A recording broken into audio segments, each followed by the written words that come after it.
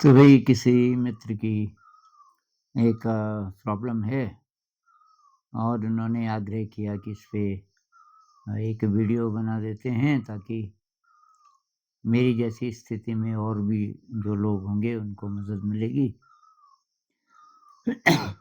तो ये कह रहे हैं कि मैं 38 साल का हूँ और इंजीनियर हूँ राजस्थान से और एक बहुत रिस्पेक्टेबल कंपनी में काम कर रहा हूँ गुजरात में। सैलरी बहुत ज़्यादा है। अ, लेकिन मैं खुश नहीं हूँ और मेरे की 2 बच्चे हैं, पत्नी है, माँ है, एक बड़ा भाई है और जो माँ है वो राजस्थान में रहती है, जहाँ इनका घर होगा और बड़े भाई के साथ। लेकिन मैं कि यहाँ मेरा जॉब है गुजरात में, तो मैं यहाँ रहता हूँ। आपकी प्रॉब्लम ये है कि टेक्निकली कि मैं ज़्यादा स्किल्ड नहीं हूँ, जितना कि ज़रूरत है मेरे जॉब में और जो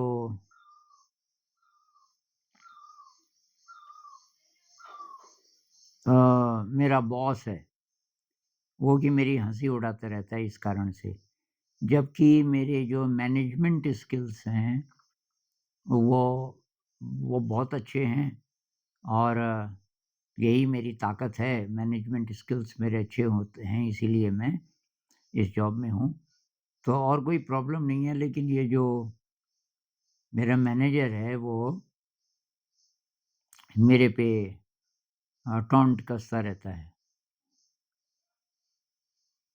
और मैं कि अपनी माँ के साथ भी टाइम गुज़ारना चाहता हूँ, कुछ माँ की सेवा करना चाहता हूँ।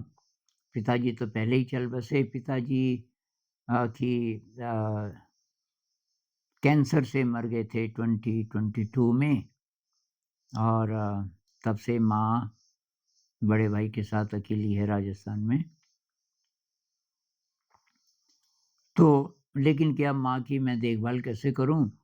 जॉब मैं अभी छोड़ नहीं सकता क्योंकि मेरे पे डिपेंडेंट हैं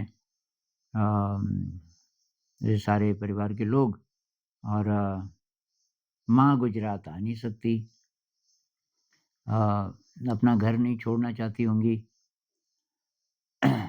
अब मैं कि ऐसा क्या करूँ कि मेरी ज़िंदगी में थोड़ा खुशी हो, मैं हैप्पी लाइफ़ जी सकूँ। अ, तो मुख्य 2 समस्याएँ हैं आपकी।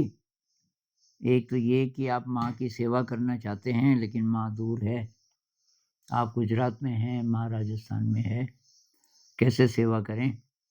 और दूसरी बात कि आप थोड़ा इस बात से उदास हैं कि ये जो जॉब है इसमें आपका बॉस है ख़ासकर वो आपको कुछ-कुछ बोलता रहता है, हँसी उड़ाता रहता है। तो भई ये जो है ना कि टेक्निकल स्किल्स कम हैं, आप जो बोल रहे हो, लेकिन मैनेजमेंट स्किल्स आपके अच्छे हैं। आपको शायद पता होगा कि management skills higher order thinking से आते हैं। टेक्निकल स्किल कोई बड़ी बात नहीं है। टेक्निकल स्किल एक लोअर ऑर्डर थिंकिंग वाली चीज़ है। मतलब हमारे ब्रेन का जो हिस्सा टेक्निकल स्किल में अच्छा होता है, वो अ, उसके सामने कुछ नहीं है। मैनेजमेंट स्किल वाले ब्रेन के सामने कुछ नहीं है। तो असली बात है मैनेजमेंट की। मैनेजमेंट में बहुत प्रकार के स्किल आते हैं, जबकि टेक्निकल स्किल में तो अब एक ही चीज़ है। अगर तो कुछ नई चीज़ें बन रही हैं, जैसे नई मशीनें कोई कंपनी बनाती रहती है, नई-नई चीज़ें और उसमें कोई ऐसा आदमी है, जिसका टेक्निकल स्किल पहले से भी अच्छा है, लेकिन उसका दिमाग इस तरफ बहुत ज़्यादा चलता है कि नया क्या हो सकता है। तो वो थोड़ा-सा बेहतर टेक्निकल स्किल वाला इंसान उसको हम बोल सकते हैं। लेकिन मैनेजमेंट में बहुत प्रकार के स्किल आते हैं। वो चाहे परिवार को मैनेज करना हो या ऑफ़िस को या किसी कंपनी को। मैनेजमेंट स्किल में इमोशनल इंटेलिजेंस का बहुत बड़ा रोल होता है। अब कुछ लोगों के साथ आप काम कर रहे हो और अब कोई काम होना है जिसमें उन सब लोगों का योगदान कैसे करके करें, ये सुनिश्चित। तो आपको लोगों के बारे में जानकारी है, उनके साइकोलॉजी के बारे में जानकारी है, तो आपको पता है कौन क्या कर सकता है। इसमें टाइम मैनेजमेंट आता है, जिसको हम मैनेजमेंट स्किल कहते हैं ना, उसमें पीपल मैनेजमेंट आता है, इमोशनल इंटेलिजेंस आता है, टाइम मैनेजमेंट आता है, कोऑर्डिनेशन आता है, अलग-अलग चीज़ों को कैसे रिलेट करें। अ, तो ये तो बहुत बड़ी बात है, मैनेजमेंट स्किल बहुत बड़ी बात है। आपका जो बॉस है एक्चुअली वो इस लायक है नहीं कि वो बॉस बने। कायदे से उसको बोलना चाहिए था कि यार वो बात वो स्किल मेरे में नहीं है जो तेरे में है, तेरे से मैं सीखना चाहता हूँ मैनेजमेंट स्किल्स। और हालाँकि टेक्निकल स्किल है मेरे पास, पर ये तो बड़ी बात नहीं है। ये तो थोड़ा मेहनत करके कोई भी सीख लेगा या हायर कर सकते हो। जिसको टेक्निकल स्किल है उसको आप हायर कर लो। मैनेजमेंट स्किल वाला आदमी आपको आसानी से मिलेगा नहीं। ये बड़ी-बड़ी कंपनीज़ जो चलती है ना उसमें इस आदमी का बहुत बड़ा रोल होता है। जो मैनेजमेंट में अच्छा है उसको नहीं छोड़ेगा कोई। तो भई आप उदास मत हो, आप मन ही मन में दया करो उस पे। वो बेचारा इग्नोरेंट है, आपका जो बॉस है, गलती से बॉस बन गया, टेक्निकली चाहे कितना अच्छा हो। अगर वो मैनेजमेंट स्किल्स की कद्र करना नहीं जानता, तो बॉस बनने के काबिल तो था नहीं। पर चलो बन गया, तो कोई बात नहीं। वो आपको कुछ भी बोले, उसको क्षमा कर दो। जैसे हम माफ़ कर देते हैं ना किसी छोटे बच्चे को, वो बेचारे को पता नहीं। तो अब ये बोलना नहीं है उसको, मतलब उसको आप बहुत रिस्पेक्टफुली एक्नॉलेज कर लो। आप बोलो साहब आप ठीक बोल रहे हो, यहाँ पे थोड़ा स्किल मेरा मैनेजमेंट इसका ये टेक्निकल स्किल थोड़ा-सा कम तो है, आप सही बोल रहे हो, मैं कोशिश करूँगा। तो अ, उसकी भी तृप्ति हो जाएगी कि भई। और आप जितना उदास होगे ना, अपसेट होगे, उतना वो ज़्यादा बोलेगा। बहुत लोगों का यही होता है, उनको रस आता है, मज़ा आता है इसमें, दूसरे को परेशान करने में। परेशान होने की बजाय अगर आप बोलो कि आप ठीक बोल रहे हो और मैं इस पे काम करूँगा, मैं सीखूँगा। धन्यवाद बॉस जी, आपने मुझे ये याद दिलाया, और तब वो ज़्यादा नहीं बोलेगा। और इधर आप पता करो कि आपके टेक्निकल स्किल्स वो कौन-कौन से हैं जो ज़रा वीक हैं, उस पे काम करो, साथ-साथ उनको बढ़ाते जाओ। मैनेजमेंट स्किल जो असली चीज़ है वो तो आपके पास पहले से है। अभी जो टेक्निकल स्किल है ये सेकेंडरी है, सीखा जा सकता है, थोड़ा-थोड़ा करके इसको आप और बढ़ा सकते हो। नहीं भी बढ़ाओगे, और लोगों के पास है ना वो स्किल, तो हो जाएगा। मैं देखता हूँ ना यहाँ किचन में अब 15-16 लोग खाना खाते हैं। अब मान लीजिए कोई नई डिश बनानी है, कोई एक आदमी है जिसको डोसा बनाना आता है। यहाँ तो डोसा है नहीं ना, ये हमारी डाइट में हिमालय में डोसा तो बहुत कम लोग जानते हैं गाँव में। पर मान लीजिए किसी को डोसा बनाना आता है, और सारा प्रोसेस उसका पहले से वो कुछ भिगाना पड़ता है, फिर वो फर्मेंट होगा वगैरह-वगैरह, तब उसको पीसा जाएगा, उसका बैटर बनेगा। एक है जिसको कि ये आता है, लेकिन उसका जो मैनेजमेंट स्किल है, वो अच्छा नहीं है। तो अक्सर वो बोलता है बना तो मैं दूँगा, लेकिन उसमें मतलब ये पहले तो सब लोग खाना चाहेंगे, और तो कब बनाएँगे? नाश्ते में कि लंच में? अब सभी लोग जब हाँ बोलें कि हाँ जी, नाश्ते में बना लो, लेकिन कल मत बनाओ, परसों बनाओ, कुछ-कुछ बोल सकते हैं ना? तो तब ऐसे आदमी को अ, ये काम सौंपा जाता है कि भाई आप बोलो। तो जिसका मैनेजमेंट स्किल अच्छा है, वो सबको तैयार कर देता है। मान लीजिए कि कोई नहीं चाहता कि कल, क्योंकि कल तो वर्किंग डे है, और वो कहते हैं संडे को बनाएँगे, और संडे परसों है। लेकिन जो बनाने वाला है वो कहता है मैं कल ही बना सकता हूँ, परसों मेरे पास टाइम नहीं है, संडे को मुझे जाना है कहीं। तो जिसका स्किल अच्छा है मैनेजमेंट का, वो सब तैयार कर लेता है कि यार कल बनाएँगे, उसमें परेशानी क्या है, थोड़ा-थोड़ा मदद करना, ये करना, वो करना। तो असली चीज़ यही है, मैनेजमेंट स्किल, जिसमें इमोशनल इंटेलिजेंस की ज़रूरत पड़ती है। अ, तो एक तो भई आप ध्यान करो, उससे आपकी शक्ति बढ़ेगी। विपस्सना मेडिटेशन का अभ्यास करो आप भी, और आपकी पत्नी भी तैयार हों तो बात ही कुछ और है। बच्चे अगर अभी छोटे-छोटे हैं तो अब मुझे नहीं पता किस-किस उम्र के हैं, लेकिन कोई टाइम तो ऐसा होगा, अगर बड़े हैं बच्चे वो भी बैठ सकते हैं थोड़ी देर के लिए। जैसे मान लीजिए कि 10-12 साल का कोई बच्चा है, या ऐसे 7-8 साल का कोई है, भई वो तुम भी बैठ जाओ थोड़ी देर बैठना चाहो तो, नहीं तो तुम कोई पढ़ाई कर लो, कुछ और कर लो, और कोई टाइम निकाल लो आप, ध्यान का अभ्यास करो। और ये मेरे लाइव वाले सेक्शन में 20 से कुछ ज़्यादा वीडियोज़ हैं, गाइडेड मेडिटेशन के, विपस्सना मेडिटेशन। वो देख लो 2-4, उनमें से जो आपको ज़्यादा अच्छे लगे उसको लगा दो, और उसमें इंस्ट्रक्शन आती रहेगी, आप ध्यान करते रहो। बाद-बाद में आपको कुछ लगाने की ज़रूरत नहीं है, किसी वीडियो की ज़रूरत नहीं, जब आप सीख जाओगे।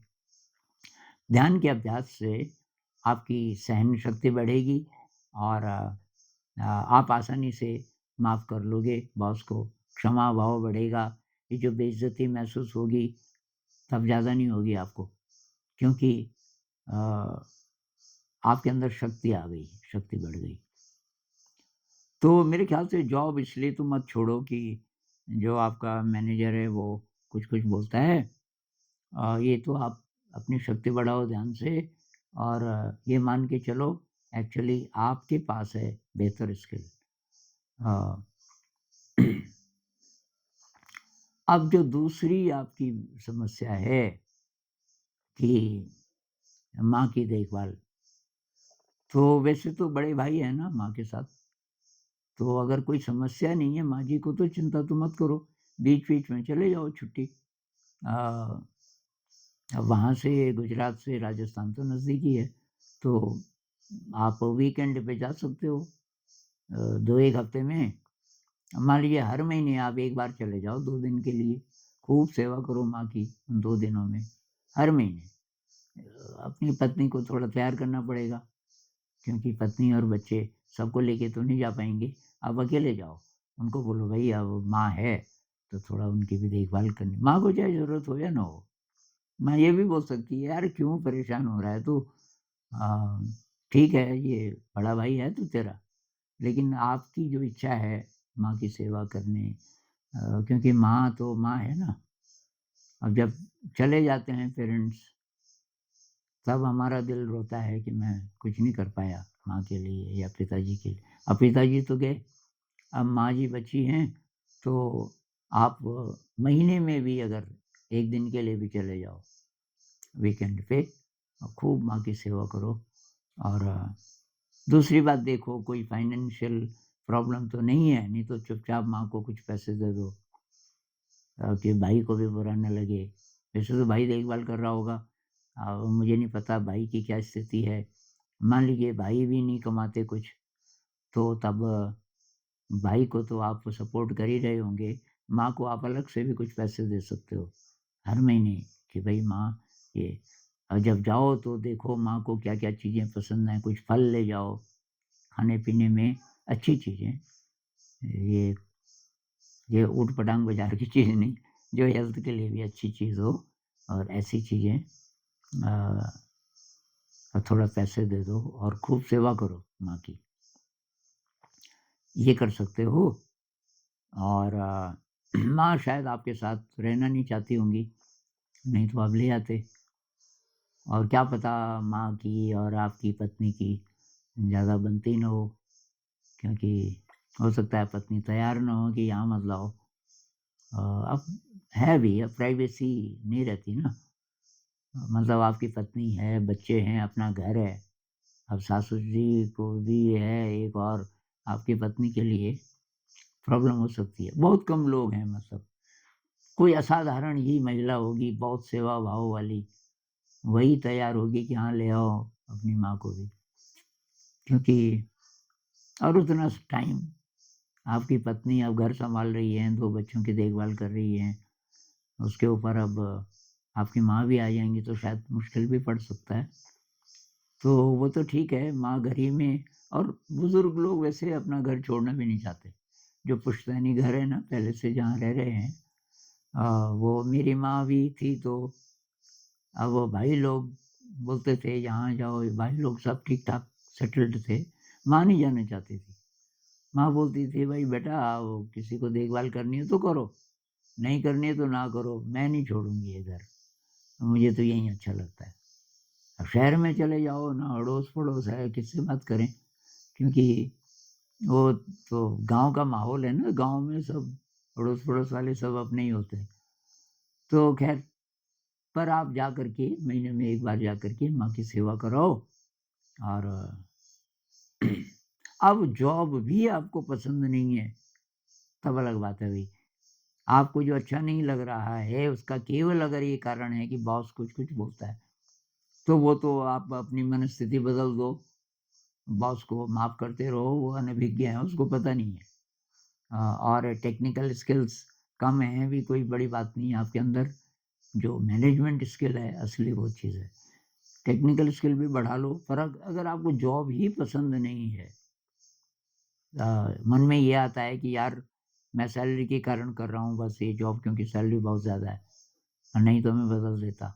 अगर ऐसा है, तो भी अभी तो ऑप्शन नहीं है ना, तो अभी तो आप ध्यान करो और बॉस के प्रति दोस्ती का भाव, क्षमा भाव और प्रार्थना करो।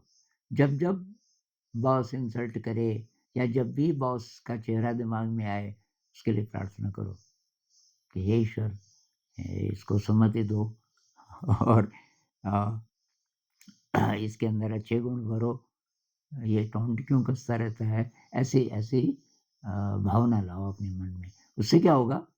उससे क्षमा भाव बढ़ेगा, आप आसानी से उसको माफ़ कर दोगे। तो मेरे ख्याल से मुख्य बात तो हो ही गई, थोड़ा क्रिएटिविटी बढ़ाओ भई। घर में वैसे आप बहुत हाई सैलरी है तो शायद ज़्यादा टाइम वहीं लगता होगा। पर फिर भी कुछ टाइम अपने लिए निकालो। एक तो ध्यान के लिए तो निकालना ही है, रोज़ ध्यान करना है। लेकिन इसके अलावा क्रिएटिविटी, कोई म्यूज़िकल इंस्ट्रूमेंट सीख लो, कुछ नहीं तो हारमोनियम सीख लो। हारमोनियम पे करीब 10, 12, 15 मिनट सारेगामापधनिसा, आरो-अवरोह रे एक साँस में एक सुर, सारेगामापधनिसा तक पहुँच गए, फिर सा से लेके वापस इस वाले सा तक नीचे वाले। तो ऐसे आप 5-7 बार 5-7 चक्कर अगर करोगे, तो ये हो गए आपके 10 मिनट के आसपास। अ, ये भी ध्यान है और इसमें संगीत से कुछ होता है, मन तृप्त हो जाता है। स्ट्रेस है ना अगर, स्ट्रेस तो होगा ही थोड़ा बहुत जब आप ऑफ़िस से आते हैं, तो थोड़ा-सा मन खराब रहता होगा। ख़ासकर जिस दिन बॉस ने कुछ ज़्यादा बोल दिया। घर आके ये हारमोनियम करो, ध्यान करो। अब ध्यान में गहरे जाने में कुछ दिन लगेंगे आपको। पहले दिन से हो सकता है अच्छा तो लगे, लेकिन पहले दिन से ख़ास आपको महसूस होगा नहीं कोई चेंज। कुछ हफ्तों बाद आपको लगेगा कि यार कुछ हुआ है, मेरे अंदर शक्ति आ गई है। तो ध्यान करना है, क्रिएटिविटी बढ़ानी है, पत्नी को भी शामिल कीजिए ध्यान में, नहीं तो कम से कम वो बाधा ना डाले। तो अ और आपके अंदर ये जो मैनेजमेंट वाला जो स्किल है, ये बहुत कमाल की चीज़ है। तो कोई अंदर ये कॉम्प्लेक्स नहीं होना चाहिए कि मैं किसी मामले में कम हूँ। एक्चुअली आप अपने बॉस से काफ़ी आगे हैं, तो इसलिए बॉस कुछ भी बोले बुरा नहीं मानना। तो नमस्कार।